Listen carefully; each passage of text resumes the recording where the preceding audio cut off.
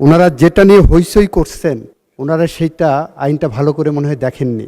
মানবাধিকার কমিশন আইন এবং গুম প্রতিরোধ আইন যেভাবে করা হয়েছে অর্ডিন্যান্সে, সেটা করলে গুমের শিকার সদস্যদের প্রতি অবিচার করা হবে। মাননীয় স্পিকার, আপনার মাধ্যমে মাননীয় সদস্যকে সহমর্মিতা জানাচ্ছি, সমবেদনা জানাচ্ছি।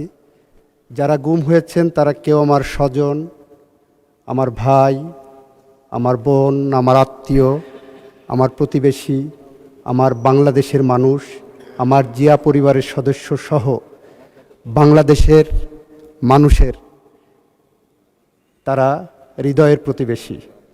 মাননীয় স্পিকার, ওনারা যেটা নিয়ে হইচই করছেন, ওনারা সেইটা আইনটা ভালো করে মনে হয় দেখেননি।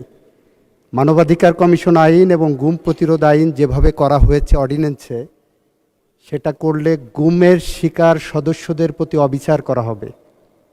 কারণ আমরা একই সাথে আইসিটি অ্যাক্ট 1973 সালে ক্রাইম এগেনস্ট হিউম্যানিটির মধ্যে গুমের সংজ্ঞা অন্তর্ভুক্ত করেছি।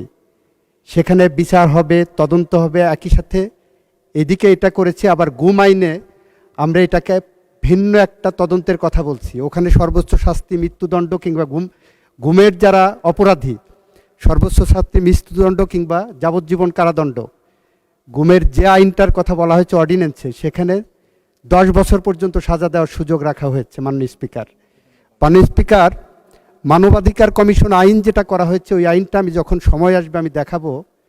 এই আইনটা যদি রাখা হয় এইভাবে, তাহলে বাংলাদেশের মানবাধিকার লঙ্ঘনের শিকার মানুষজন অতিরিক্ত হয়রানি এবং মানবাধিকার লঙ্ঘনের শিকার হবেন। এই আইনের তদন্তের নামে যে টাইম ফ্রেমটা দেওয়া হয়েছে, যে কারণে আমরা বলেছি, আমরা বিশেষ কমিটিতে আলোচনা করেছি, উনি হয়তো ছিলেন না, প্রপারলি অ্যাপ্রেজড উইথ দ্য ফ্যাক্ট না।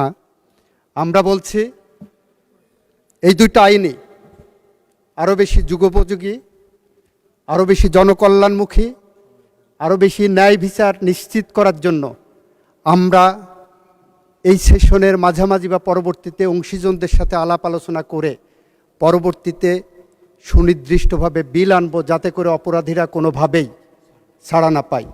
কারণ ব্যারিস্টার আরমান আমার ভাই, আমার স্বজন, আমার সহকর্মী।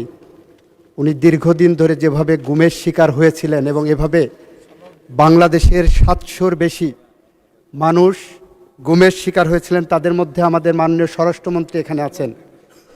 স্বরাষ্ট্রমন্ত্রী যেভাবে গুমের শিকার হয়েছিলেন, মৃত্যুর প্রহর গুনেছিলেন প্রতিদিন, তাকে যেভাবে পার্শ্ববর্তী রাষ্ট্রে ডাম্পিং করা হয়েছিল, যেভাবে উনি বিচারের মুখোমুখি হয়েছিলেন, যেভাবে উনি বাংলাদেশে ফেরত এসেছেন, এটা মনে করার কোনো কারণ নাই। গুমের সাথে জড়িত যারা অপরাধী ছিলেন, তারা কেউ আইনের ফাঁক দিয়ে বের হতে পারবে। সে কারণেই আমরা বলেছি, গুমের আইনে যে সাজা প্রেসক্রাইব করছেন, গুমের আইনে যে তদন্তের পদ্ধতির কথা বলেছেন, আর আইসিটি অ্যাক্টে যে গুমের ক্রাইম এগেনস্ট হিউম্যানিটির কথা বলেছেন, দুইটার মধ্যে যাতে সাংঘর্ষিক কোনো অবস্থা বিরাজমান না থাকে, সে কারণে এই আইনগুলো আমাদের যাচাই বাছাই করা দরকার। গুম আইনে আবার মানবাধিকার কমিশন আইনের তদন্ত সংস্থাকে রেফার করা হয়েছে। এই সবগুলো আমাদের যাচাই বাছাই করতে হবে এবং আমি আশা করব যাচাই বাছাইয়ের যে প্রক্রিয়া হবে, সেই প্রক্রিয়ায় ব্যারিস্টার আরমান সহ এই সেক্টরে যারা ভুক্তভোগী হয়েছেন তারা সদস্য হিসেবে থাকবেন এবং তাদের মতামত দেবেন। আপনাকে ধন্যবাদ মাননীয় স্পিকার।